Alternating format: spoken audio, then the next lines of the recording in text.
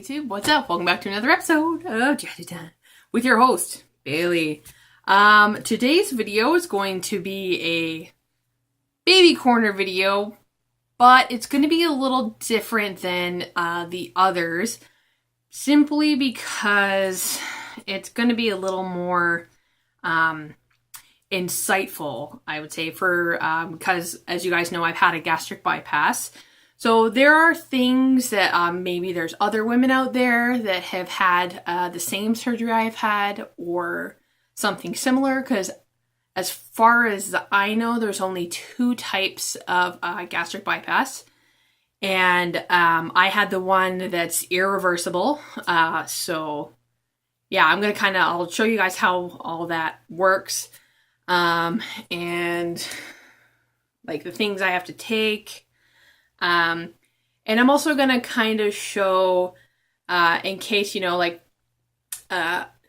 say I'm talking to another girl who's had the same surgery that I've had, and you've conceived and all that, and maybe you're not so sure what your body should look like. Maybe you don't know if you're doing things properly, but I can, I'm just here to kind of,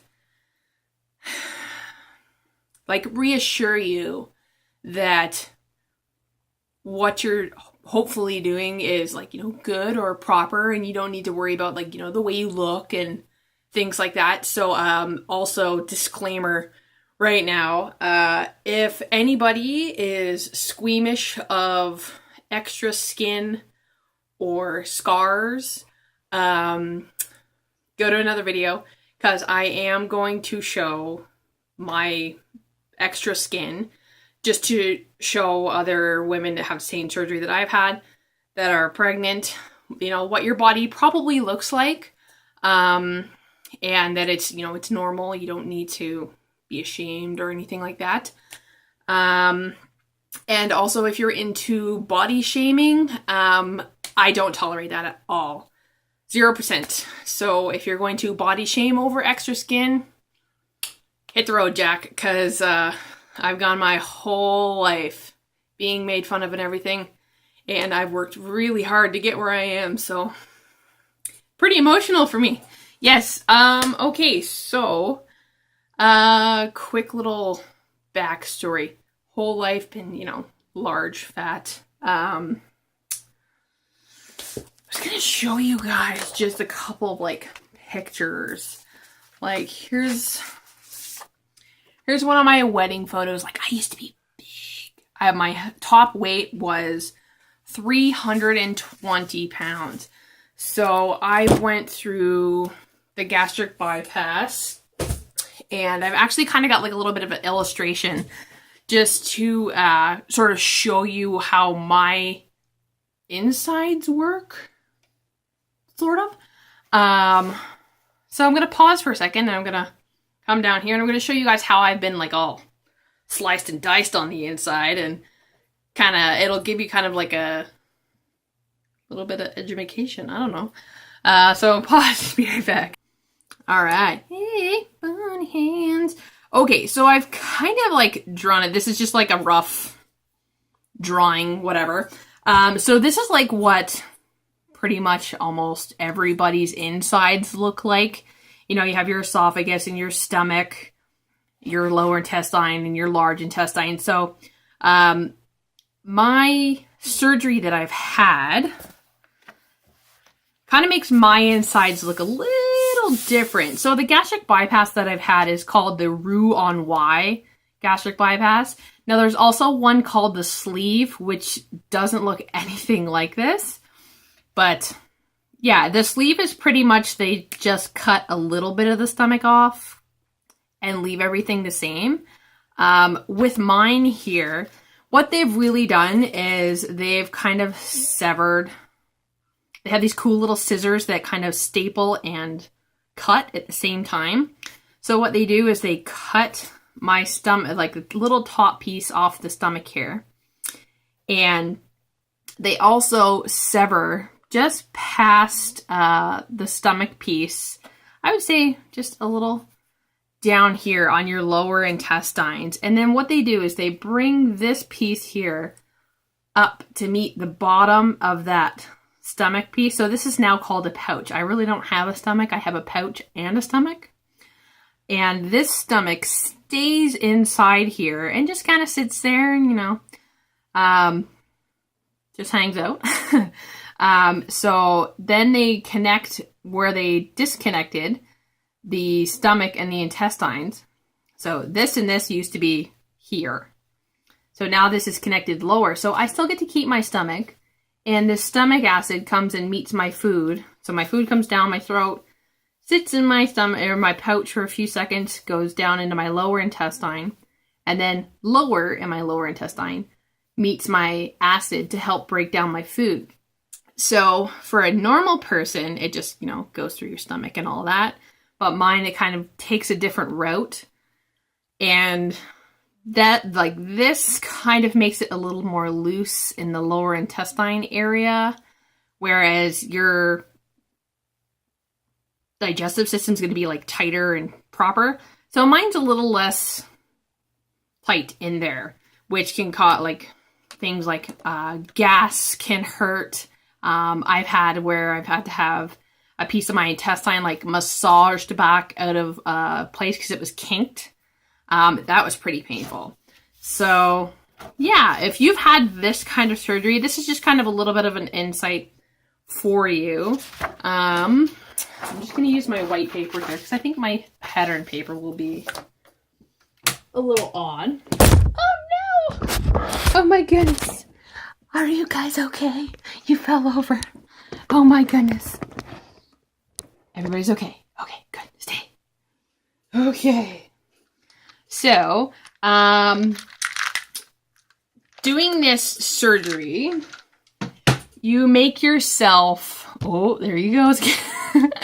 You're so top heavy. Oh my goodness. Stay, camera. Okay. So it makes you, surgically malnourished for the rest of your life. This is a total lifestyle change. So I have to take vitamins, like, literally for the rest of my life. What they make you take, I have to take, some people don't have to take it for the rest of their life, but I have to take this. This is just a little stomach pill. It keeps the acid from my stomach out of my pouch. So it's kind of like an acid reducer. And then they make everybody, even the men, take a prenatal, any kind of prenatal vitamin. So I've literally been taking a prenatal vitamin for 2 years. This is just a little vitamin D. So because I'm pretty pale and I don't go outside, and my vitamin D was low, so I take a vitamin D. And this is called a sublingual B12. It kind of melts under your tongue instead of having to swallow it. So to get healthy and, you know, trade all that fat for 4 pills a day, isn't that bad. So now becoming pregnant, I've had to add another prenatal, and oh my goodness, these horse pills here are calcium citrate, and I'm supposed to take 1,000, but it doesn't come in 1,000, it comes in 300. So the closest I could get is that without going over. So this is what I take on a daily. So I'd say that's not that bad for what I've given up. So I'm going to put these back in my pill tray. I'm going to pause for a second and make sure that this camera doesn't fall over, and I will see you guys all back up top for some more. Hey, how's it going? Everybody's okay? Nobody's got any bruised knees from falling over like that? Okay, good. So yeah, that kind of gives you a little bit of insight about how, like, my insides work. So having that surgery, like I said, makes me surgically malnourished. So that's why we have to, like, myself and people that have had this similar surgery to myself, have to take daily vitamins, because I've given up so much. Like, it's not even funny. It's like a total, like, 180. Like, I used to go all day without eating. I would come home and I would just pig out on, like, 5 sandwiches or a big heaping plate of pasta, or 7 packs of Mr. Noodles. Like, I used to eat like a monster, you know what I mean? So, getting this surgery, like I said, is a total lifestyle change. And you have to pretty much relearn how to eat. You have to learn how to read labels. You're pretty much redoing everything. And like, now that I'm 2 years into my surgery, like, what do they call that? After? Post?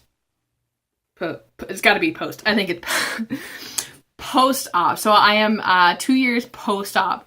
And I have gone from 320 pounds to 210 pounds.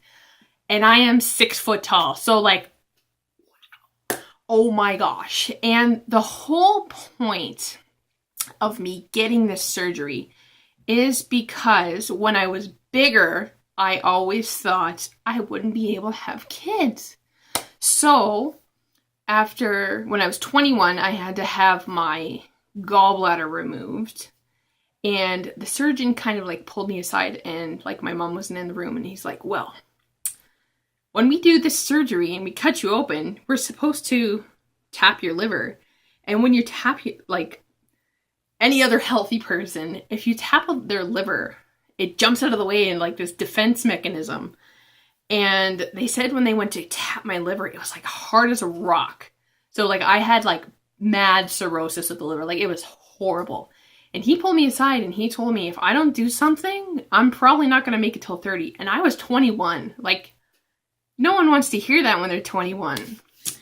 So then years go by. I meet my husband. I have full-on support from my husband, from my mom, from my stepdad. I go through with this surgery. I'm like, I'm healthy again. I don't think I've ever been healthy.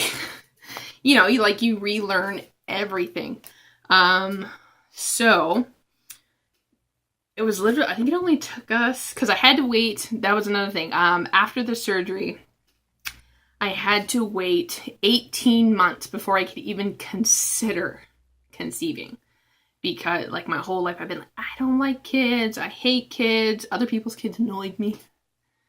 And then you meet the right person and your whole life changes and you want to have a family. And then, so we got the green light 18 months after, which was September 11th, 2015.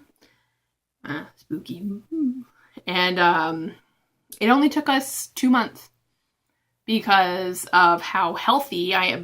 Before, like, my uterus, my ovaries, and everything were so surrounded by fat. And with all the statistics of overweight women, you know, like miscarrying, giving birth to stillborn, like, because there's so much going on down there, it can't support another life. And that was my big fear. And that's another reason why I got this surgery. So now that everything's healthy down there, I'm supporting a life. We're now 5 months and 2 days. So I do have a bit of a belly, but I'm going to show you guys like what my body looks like for, like I said, the other women that have had the same surgery. I'm going to show you it's okay to look like it. I'm probably going to have another child after this one. So I'm going to wait until all my babies are done to have all my skin removed, because that's really my last step, is to have all my skin removed. So I am going to pause. I'm going to go into the washroom. I'm going to show you guys my arms, my belly, and my legs. Like I said, if you're into body shaming, or if loose skin or scars bother you, please do not watch anymore, or fast forward to wherever I come back to this point. Because yeah, I worked really, really hard to get where I am, and I'm not ashamed of it. So, pause, be right back. All right. Hey. So we're in the bathroom here. So like I said, I do have the extra skin on my arms here. So if this bothers you, go to another video channel, because to me, this is pretty important. So your arms probably look like this if you've had the same surgery I've had and you're successful. I do obviously need to get that chopped off. I am, like I said, I am 5 months. I do have this. This is called the front apron. Now you gotta keep in mind, I was a huge lady. I was big. So whenever I go to take because I've been taking monthly belly photos, literally whenever I have to or want to actually see the baby bump under all this extra skin, I literally have to grab my belly button and pull it up. So there's the actual baby bump there.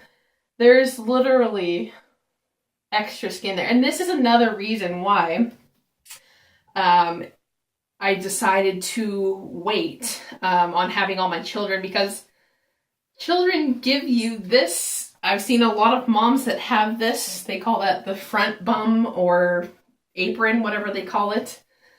Like, this was a lot, what's the word I'm looking for? This was a lot farther down for me, but because I have baby filling up that area, it's actually, I'm thinking it like it's kind of like a good thing, because it's just going to fill up the skin. I'm not going to get extra stretch marks. Like, I do have old stretch marks, as you can see, and these darker scars here. I got one in the bottom of my belly button. There, I got one here. Where else? I got one there. This is where they stick the instruments in to do all that cutting up. And now, like I said, it's taken me like forever to get to this. I have never been this healthy, and I'm so proud of myself. And also, oh my goodness, there's a dog outside the door barking. Now, also, with the legs, I do have like the extra leg fat here, and well, not leg fat, leg skin that, you know, you need to get cut off there. And again, like, a lot of it just kind of hides under your clothing. You see what I mean? Like, it's not that bad. So if you have this little apron, don't be ashamed. It's okay. There's a little bit in the way. That's all right. It doesn't bother me. Don't let it bother you. Gotta be strong, right? All right, so I'm going to pause again, and I will see you all back at the Jazzy Time desk. All right, hey, how's it going? So where was I? So if you feel like maybe, you know, that extra skin is like in your way or whatever, don't let it bother you. Like, I have 5 months. To me, I was kind of a little discouraged because Eric, or my husband, Crash, Eric, everybody knows that. I can feel the baby moving and like punt kicking me really, really hard. Like, you think it's going to be, look, he's kicking and it's, you know, it's cute. No, sometimes it really is like, oh, they kick you hard. You know, and you can feel like, I feel like it feels kind of slimy when he or she rolls around. We still don't know what it is yet. And then there you get like butterflies and things like that. So with the extra skin, I would say just give yourself just a little more extra time. Because even if you're a new mom like I am, sometimes you can't feel on the outside and sometimes on the inside if the baby's moving until you're 25 weeks. And that's a long time to wait. Like, that's, oh gosh, 24, it's almost 6 months, I would say. Six months and a week, something like that. So, like, don't let it discourage you. You gotten to this point. You're fine. You're healthy. When it comes to eating, keep on track with your eating or your maintenance diet, whatever. I still, you know, like, with the surgery, like I was explaining before, you have to give up a lot. So, like, I've given up pop. I haven't touched pop in, like, since March 11th, 2012. You know, March 11th, 2014. You know, like they say, you can't drink out of straws because it could cause gas and that could hurt. A lot of high sugars, high fats, red meat, especially. I've given up red meat. Like, does not agree with me anymore. I have it every now and then, but then I have a hard time going number 2. Sorry, I didn't want you to, know that, but the people that I'm trying to incite here, they probably know what I'm going through here. Like, stick to your diet, but don't discourage. Like, I can still eat from McDonald's. I can still have an ice cap from Tim Hortons. I still allow myself, chips and dip and candy, but you have to learn, if you haven't already learned, but you have to know how to properly pace yourself, or you're going to get that dumping syndrome. And for those of you who don't know what dumping syndrome is, it comes along with having this type of surgery. If you have too high of a sugar, fat, oil, you get dumping syndrome, which means you can vomit, get really bad diarrhea, migraines, the whole shit. Like, anything that makes you feel bad. It's pretty much like, I would say it's like your stomach saying, no, that's bad, don't have it, here, this is your consequence. So, yeah, being pregnant and having a gastric bypass really hasn't really been that much of a challenge, other than, like, the extra skin and, the extra pills. There really isn't a whole lot of a daily difference. I do find myself eating, because I usually eat 7 meals a day, like I'm supposed to. But now I'm finding myself, I'm just literally eating like either every hour or every half an hour, or either every hour or every hour and a half, because I'm supporting another being now. And yeah, I think that's just pretty much. Another thing, I don't know, somebody wanted me to touch on anxiety as well, because I've had anxiety since I was 7 years old. So I don't know how to really explain coping with anxiety and being pregnant. It's like my brain just kind of hit a switch. And, there are days when, like, you go to, say, sleep and your brain doesn't shut off and it just keeps going and going and going, and you can't sleep. Or you're worried about everything, or you're rethinking what you did 10 minutes ago, and, but I don't know. It's just like, I should have been stressed out. Like, there was an emergency a couple of months ago. We had have emergency blood work and an emergency ultrasound, and I should have been panicking and had a panic attack, but I didn't. And it was like my brain was telling me, if you let your anxiety get to you, which I know is a really, really hard thing not to do, it's going to stress out the baby. And if once you get that connection with the being inside of you, your brain kind of goes, and that you just gotta stay calm, relax. And I did, and it was amazeballs for me. I've never, I should have been freaking out, because they were telling me, we can't find the gastric sac, and in the ultrasound picture, and your pregnancy hormone isn't up as high as it should be. And they're they were saying something about viability. And I should have been like, oh my God, I'm going to lose my baby, blah, blah, blah.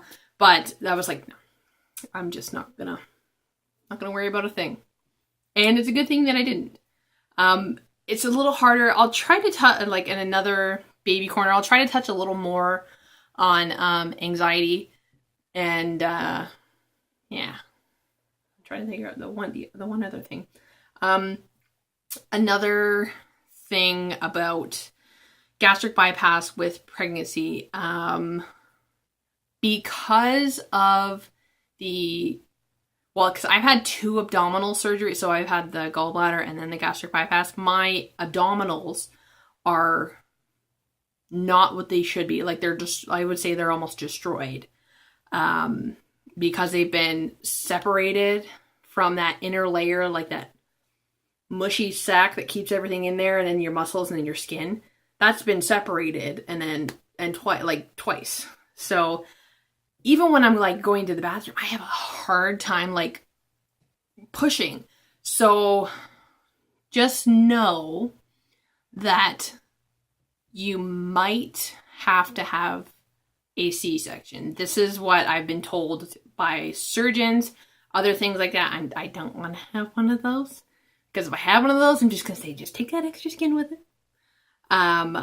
But just know that that is pretty much just one of the that's going to happen things you may have to deal with. But you know, if you just keep working on your core muscles, do your Kegels and exercises, walk a lot, I don't think I'm going to have a problem. I hope nobody else does. Yeah.